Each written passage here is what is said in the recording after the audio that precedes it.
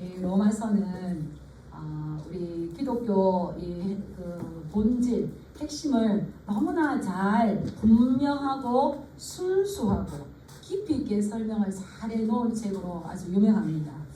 그래서 이 로마서는 이 교회사 중에서 아주 걸쭉걸쭉한 인물들을 회심하게 하는데 귀하게 쓰임받았던 거예요.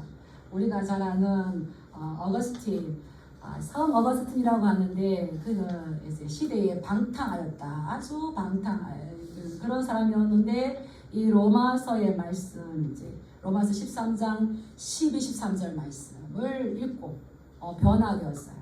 그리고는 이 로마서를 얼마나 잘 연구해놨는지, 그래서 이 방탕한 어거스틴이 성인으로 변화될 정도로 할 때에 이 로마서의 말씀을 무시할 수가 없다는 겁니다. 그래서 이 어거스틴이 내가 로마서를 읽을 때에 모든 의심의 구름이 그쳤다. 복음의 진리와 핵심이 그대로 담겨져 있기 때문이죠.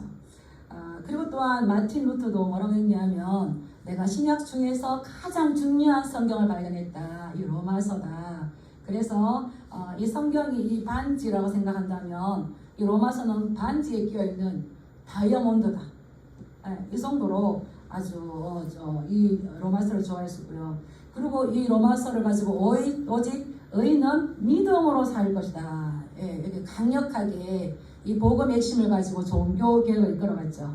그리고 또 뭐 요한 웨슬레도 어떤 이 지구 전체가 나의 전도구역이다 할 정도였는데 그도 미국으로 큰 힘을 가지고 전도하러 갔는데 대실패했어요. 요한 웨슬레가 대실패해서 영국으로 돌아가서 이제 어느 성경 모임에 갔는데 들어가지도 않았는데 들어간 입구에서 로마서 강의하는 이 소리를 듣고 그냥 뻥하게 하나님의 기쁘심을 이제 이 변화를 받은 거죠. 그렇다면 우리도 이 로마서를 맛봐야 되지 않겠습니까? 그래서 이 로마서의 이 기본 핵심이 어떻게 우리를 위해서 흘러가는가. 이 어거스틴이 했던 말을 저는 항상 많이 생각이 되는데요. 어거스틴이 성 어거스틴. 그래서 그가 했던 말이 우리가 잘 아는 유명한 말이 있지 않습니까? 제자가 물었어요. 선생님, 우리가 신앙생활을 어떻게 하면 잘 하겠습니까? 뭐라고 했습니까? 겸손이라네. 그거 말고 좀 더 유식하게, 좀 더 긴 문장으로 겸손이라네.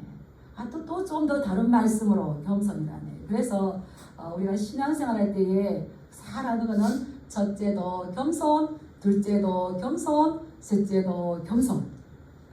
그 자기 나름대로의 생활을 막 했다가 하나님 앞에 돌아와 보니까 이 겸손이 신앙생활을 굉장히 잘할 수 있다는 걸 깨달은 거죠.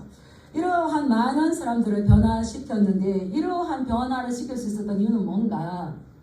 바울이 이 하나님에 대한 복음을 부끄러워하지 않고 아직 가보지 않는 로마에 있는 교인들에게 그동안 그가 만났던 하나님과 그가 깨달았던 이 기본 진리를 가장 분명하고 순수하고 깊이 있게 이 편지를 쓰는 이 수고를 감당했기 때문에 그때 1세기뿐만 아니라 21세기까지 중간중간 충세됐었지만 우리 모두에게 이 복음으로 온전하게 회심할 수 있는 이 힘을 주는 것 같아요. 그래서 우리가 이 점에서 이 복음을 한번 살펴보는 건 너무 중요하죠.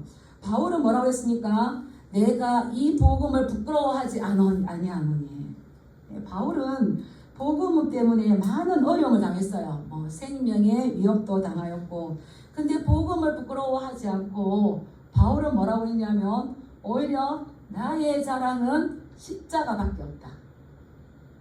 나의 자랑은 십자가밖에 없다. 내가 그동안 쌓았던 모든 것들은 배설물과 같은데 예수 그리스도를 아는 이 지식이 가장 고상하다. 근데 이 고상한 걸 감당하기 위해서 자기가 자랑하는 입장을 위해서 바울은 참 많은 어려움들을 당했는데 이 복음을 부끄러워하지 않는데 이 복음을 부끄러워하지 않는 이유가 뭐라고 나왔습니까? 하나님의 능력이 된다고 했어요. 하나님의 능력. 이 복음은 하나님의 능력이 되기 때문에 내가 이 복음을 부끄러워하지 않는데 이 복음의 능력은 모든 믿는 자에게 구원을 주시는 거야. 지금 이 시간에 이 자리에 나온 것은 우리가 흔히 말하죠. 하늘나라에서 하나님을 예배할 천국 리허설이다. 천상 예배 리허설이다. 예. 그래서 우리가 지금 여기서 천국을 경험하는 거예요. 그렇다면 과연 복음이 뭔가? 복음. 이 로마서 1장에도 보면 복음이란 말이 굉장히 많이 나오고 우리도 복음을 들어야 된다 이렇게 하는데 정작 우리가 복음을 뭐라고 설명하기가 애매해요. 복음은 좋은 소식이고 기쁜 소식이죠. 굿 뉴스죠. 가스펠이라고도 하기도 하고 우리가 헬라어로 요한겔리온 이렇게 하는데 한번 따라해 보실까요? 복음은 좋은 소식이다. 기쁜 소식이다. 예, 좋은 소식, 기쁜 소식. 어떤 게 기쁜 소식이냐?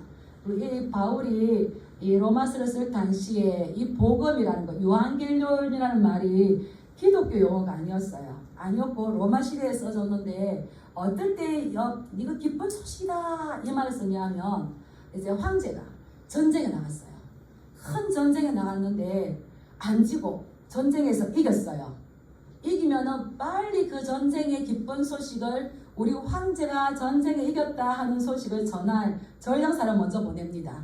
이 전령사가 말을 막 타고 가서 자기 보국에 돌아가서 뭐라 그럴까요? 좋은 소식이 있습니다. 우리 황제께서 이 전쟁에서 이기셨습니다.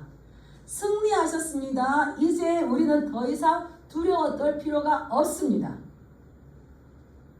우리나라가 전쟁이 다시 나지 않도록 기도해야 될 줄 믿습니다. 전쟁이 난다는 건 모든 것이 바뀌어버려요. 지금 이제 우크라이나와 이 하마스를 본다면 이 전쟁은 우리 삶의 터전의 모든 것들을 다 바뀌어버립니다. 이 강포와 포악이 난무하기 때문에 말도 또 달라질 수 있고요. 법도 다르고요. 문화도 다르고 심지어 우리가 입는 옷이나 먹을 음식까지. 근데 그게 지지 않고 승리했대.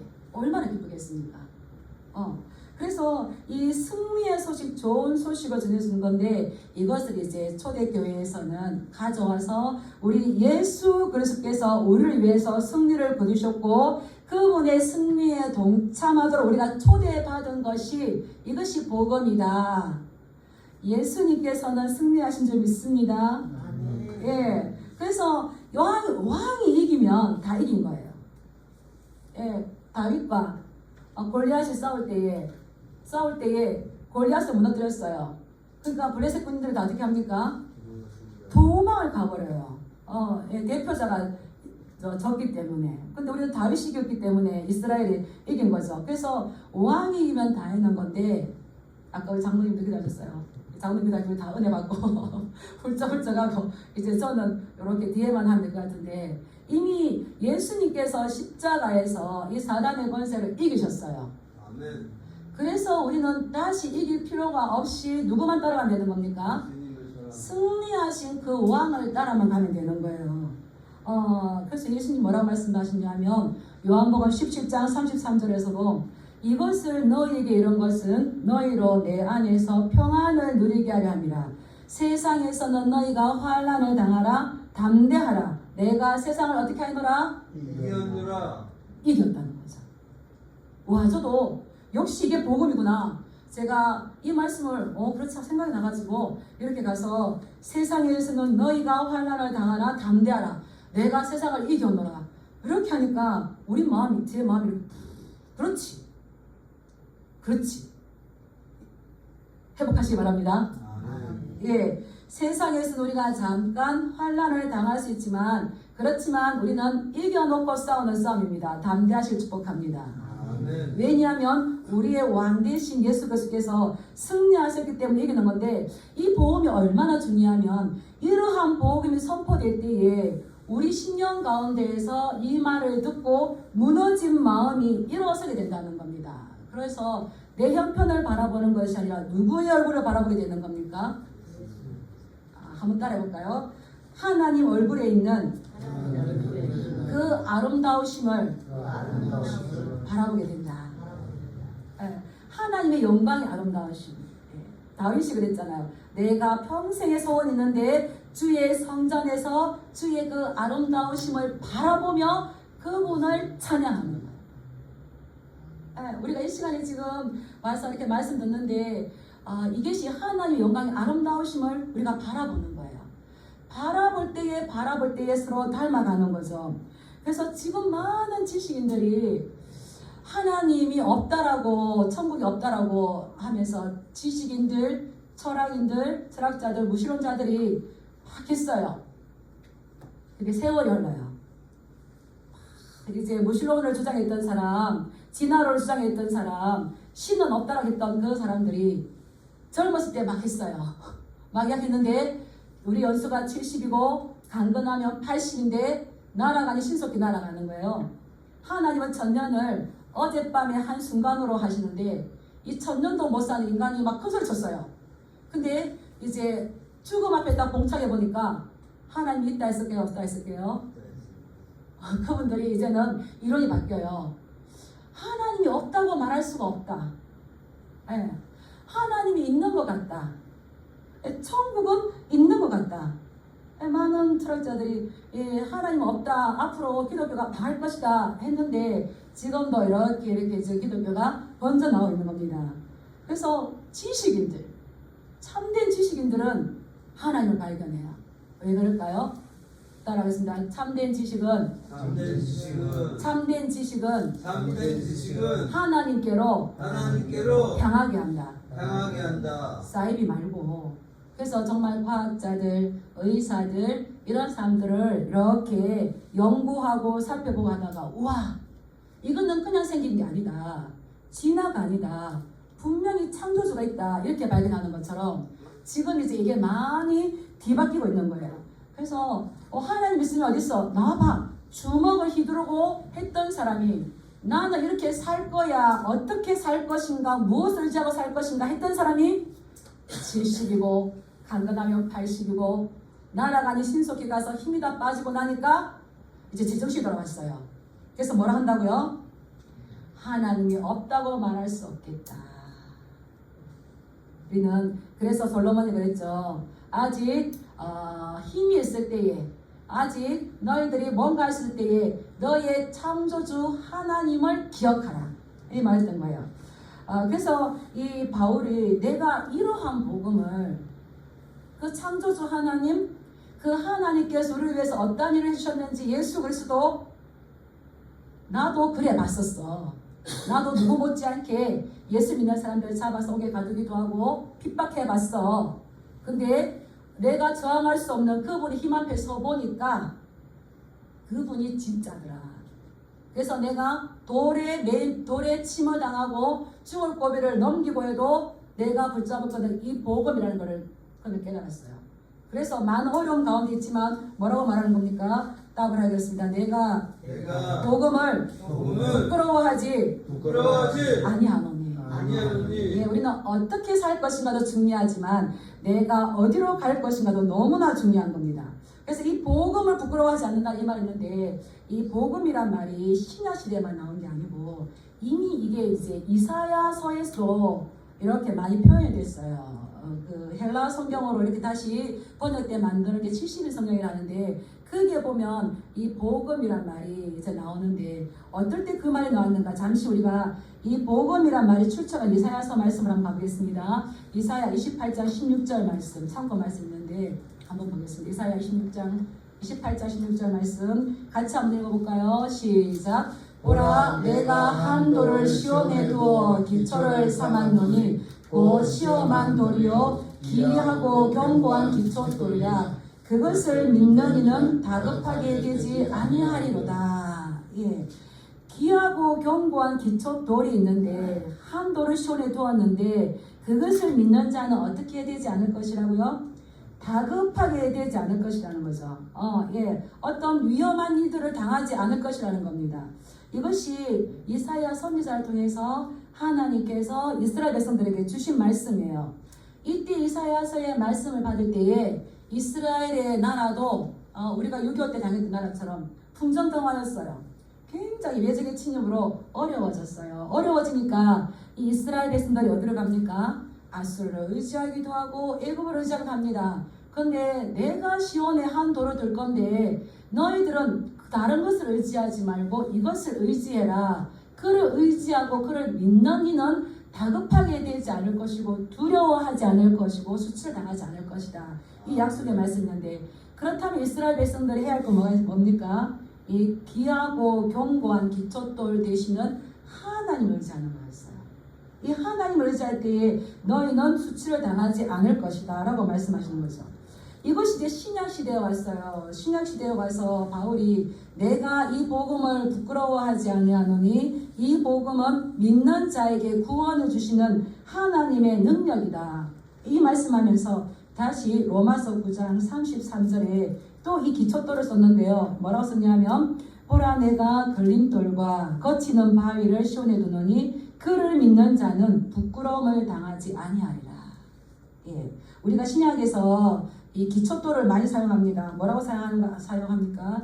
건축자들이 버린 돌이 모퉁이의 머릿돌. 버린 돌이 모퉁이 아주 중요한 머릿돌이 되는데 그를 믿고 그를 의지하는 자, 그가 누굴까요? 예수님. 의지하는 자는 부끄러움을 당하지 않을 것이다 말씀하신 거예요. 그렇다면 이 예수가 우리에게 구원을 주시는 분인데 예수님이라는 이름의 뜻이 뭐가 있을까요? 그가 자기의 백성을 그들의 죄에서 구원한다.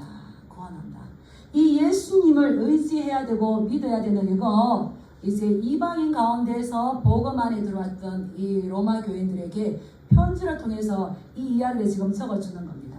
그 복음에는 하나님의 의가 나타났습니다. 약간 어려운 말이긴 하지만 하나님의 의라는 건 뭐겠습니까? 이 의가 너무 중요하죠. 너희들은 하나님과의 언약적인 책임을 회피했지만 하나님은 의로우신 분이기 때문에 너희 조상들부터 계속 내가 너희에게 구원자를 보낼 것이다. 너희를 구원해 주실 것이다. 너희를 회복하게 해주실 거다. 이 언약했던 거, 이 언약을 신실하게 책임을 수행하신다는 거예요. 예, 부모는 자녀에게 약속을 합니다. 언약도 합니다. 근데 못 지켜요.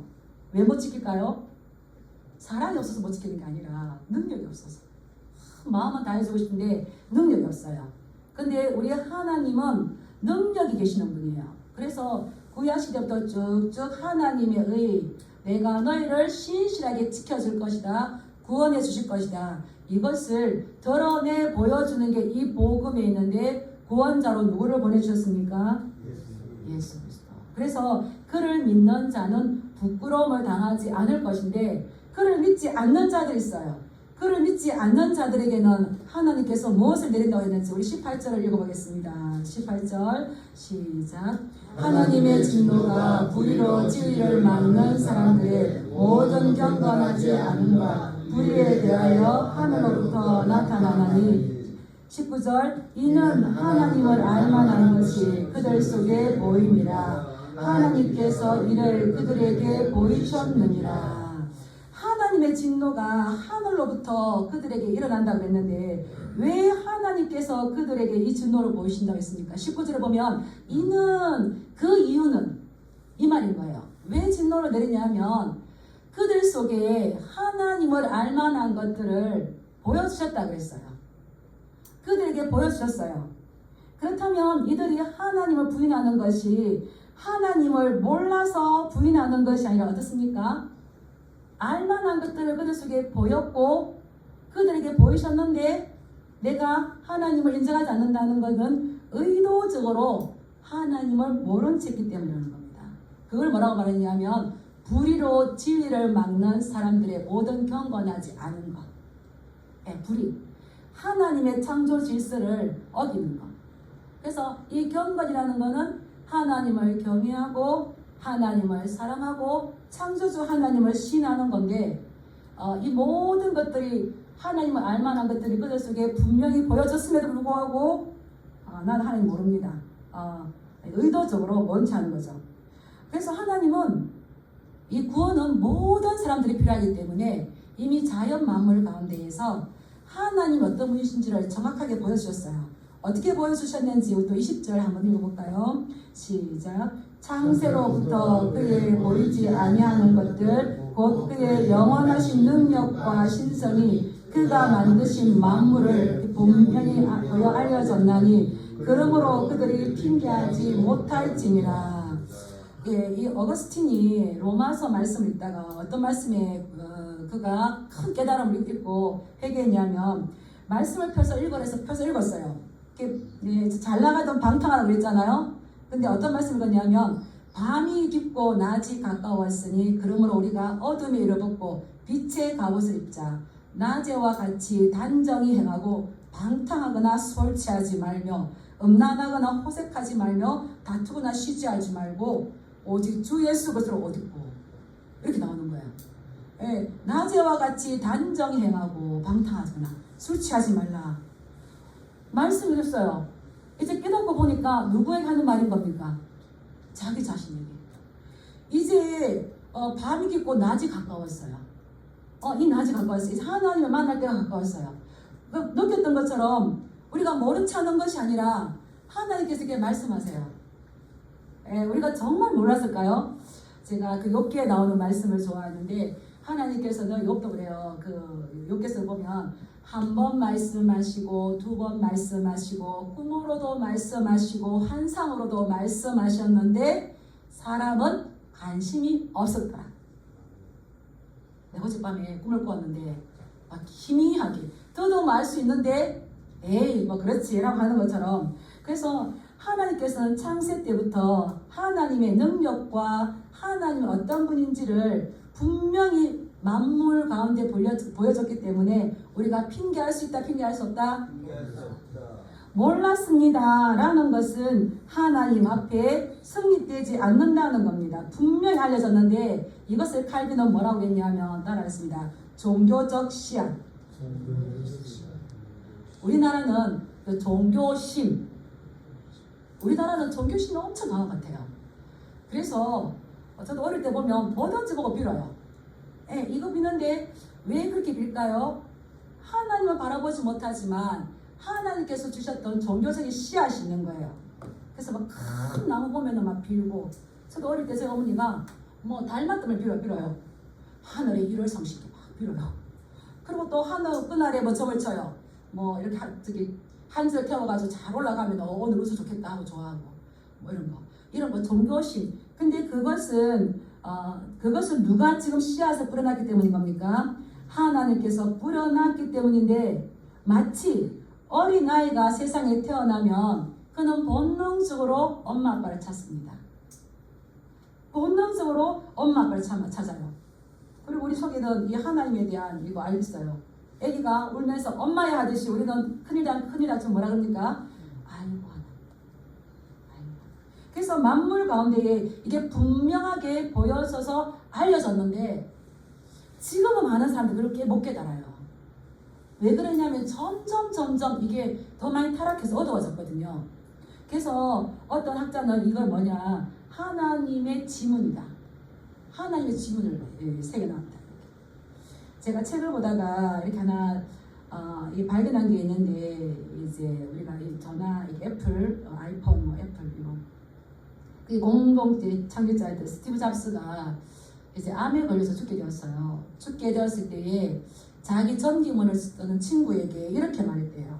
이제 그 스티브 잡스는 살아있을 때 자기는 나는 동양 종교, 불교에 신체했다 이랬는데, 그가 이제 죽음을 앞에 두고는 계속 자기 친구에게 말하기를 내가 하나님의 존재가 그동안은 믿어지기도 하고 믿어지기도 한 이렇게 50대 50이었는데 암에 걸리고 난 뒤에 하나님의 존재에 대해서 더 많이 생각하게 되네. 더 많이 믿어지게 되네. 예수에 대해서 아는가? 이 이야기를 듣고 싶었던 거예요. 뭐겠습니까? 우리가 이 땅에 와서 살지만 하나님의 방법대로 왔다가 하나님의 방법대로 살다가 이제 나 어디로 갈 것인가? 하나님의 우리를 창조하신 그 섭리대로 우리는 갈 수밖에 없어요. 아무리 유능하고 아무리 돈이 많고 아무리 권세가 많은 사람이라도 나는 다른 길로 갈래 하는 사람 있을까요? 똑같이 부모에게 태어나서 이 땅에서 희노애락을 즐기다가 똑같이 너희는 헐고로 왔으니 헐고로 돌아가라. 헐고로 돌아갈 수밖에 없는데 우리의 영혼은 어디로 갈 것인가? 그래서 나는 지금 내가 이렇게 모두 쌓아놓은 거 이것이 없어진다는 것을 믿고 싶지 않네. 이것이 내가 어떻게든 이거 좀 남았으면 좋겠네. 근데 아무리 해도 우리 인간이 땅에 쌓아놓은 것은 다 없어지고 기억되지 않습니다. 뭐만 기억될까요? 사실 우리의 믿음. 이것이 영혼까지 가는 거죠. 그래서 우리는 이 하나님을 이제 참 순전했을 때에는 이 자연 만물을 보면서 이 하늘을 두루마리 삼고 바다를 먹물 삼아서 밤하늘에 변짝이는 이 별들을 볼 때에 창조주 하나님 생각나게 되고 봄, 여름, 가을, 겨울이 오면은 이것을 사계절을 만드신 하나님을 보게 되어지고 예쁜 것들을 보면 누가 이것을 만드셨는가 생각하게 되어지는데 우리 인간은 이제 너무나 많이 타락했기 때문에 생사의 갈림길이 아니면 그 창조주 하나님 느끼는 게 쉽진 않을 것 같아요. 근데 이 바울은 분명하게 말했습니다. 창세로부터 그의 보이지 않는 것들을 알 수 있도록 영원하신 능력과 신성을 그가 만드신 만물에 분명히 알려졌기 때문에 내가 나중에 하나님을 몰라서 못 믿었습니다 라고는 핑계대지 못할 거라는 이야기하셨어요. 그래서 그 예로 누구로 들었냐면 우리 21절 한번 읽어볼까요? 시작. 하나님을 알되 하나님을 영화롭게도 아니하며 감사하지도 아니하고 오히려 그 생각이 허망하여지며 미련한 마음이 어두워졌나니 22절 스스로 지혜 있다나 어리석게 되어 말씀하시는 거죠. 분명히 보여졌는데 내가 몰랐다가 아니라 하나님을 안다라는 겁니다. 하나님을 안다라는 거죠. 하나님을 아는데 하나님께 영화롭게 하지 않고 감사하지 않는 것은 스스로 자기가 지혜 있다는 하나님을 내 인생 중심에 위에 두는 것이 아니라 내 인생 중심 가운데에 나를 두고 싶어하는 마음이 있다는 거예요. 이게 창세 때에 하나님으로부터 지원받은 두 사람 누굽니까? 아담과 하와. 지금 이거 창세 때에 이야기하면서 하나님을 알 때 이것은 아담과 하와를 이야기하는 거거든요. 첫사람 아담과 하와는 하나님하고 교제할수록 특별하게 창조되었습니다. 그리고 하나님께서 복을 주셨어요. 생육하고 번성하여 땅에 충만하라, 땅을 정복하라는 이 복을 주셨어요. 그래서 하나님 앞에서 살며 하나님과 교제하며 하나님께서 주신 땅에서 일을 하며 아담과 하와가 이 부부가 굉장히 완벽하게 행복한 그림이 되는 거죠. 그런데 이것도 잠시 뒤에 타락하게 된 겁니다. 왜 그랬습니까? 사단이 뱀의 모습으로 이제 여자에게 다가온 거죠. 그래서 너 저 하나님께서 먹지 말라는 열매 이거 정말 먹지 말라더냐? 근데 뱀이 뭐라 그럽니까? 먹어도 돼. 너 먹는데 결코 죽지 않아. 차라리 오히려 이것을 먹으면 너는 더 나은 삶이 되고 하나님으로부터 독립하게 되고 하나님처럼 높아질 수가 있어. 그 말을 듣고 이 하와가 선악을 알게 한 나무 열매를 보니까 어떻다고 그랬습니까? 보암직하고 먹음직하고 지혜롭게 할 만한 탐스러운 나무가 되어서. 그래서 우리는 어떤 소리 듣냐가 너무너무 중요한 거예요. 그래서 최초의 인류에 이 죄가 들어온 거죠. 그것을 자기만 먹었을 뿐만 아니라 자기 남편에게도 주었는데 이것은 따라해보겠습니다. 하나님의 말씀에 순종하기보다 사단의 말에 순복하고 말았다. 이것은 하나님을 영화롭게 한 일이 아니며 감사한 일이 아닌 거죠. 우리는 이렇게 살 때에 내가 정말 누구의 말을 들을 것인가, 누구의 말에 순종할 것인가, 우리는 선택이 기로했는데 참 중요하죠. 그래서 이 아담과 하와는 하나님께서 만드셨고 하나님을 영화롭게 하고 하나님 이름을 높이고 하나님께 감사해야 되지만 그들 중심에는 그들 자신이 있었고 오히려 하나님과 같아지려고 하여서 더 지혜롭게 할 만한 탐스러운 나무의 열매를 먹었을 때 오히려 그들에게는 그 순간 생육하고 번성하여 땅에 충만하여 땅을 다스리라고 했던 하나님께서 주신 이 세상을 다스릴 수 있는 권세를 누구에게 빼앗긴 겁니까? 사단에게 뺏긴 거예요. 그래서 사단이 이 세상의 신이 된 겁니다.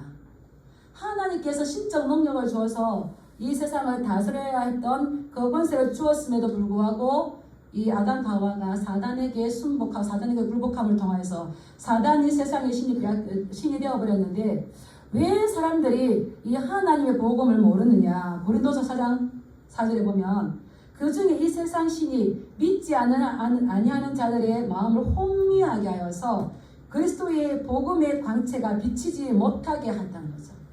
마음을 혼미하게 하여서 자기 중심적으로 나가는데 그 그리스도의 얼굴에 비치신 하나님의 영광의 광채를 보지 못하게 합니다.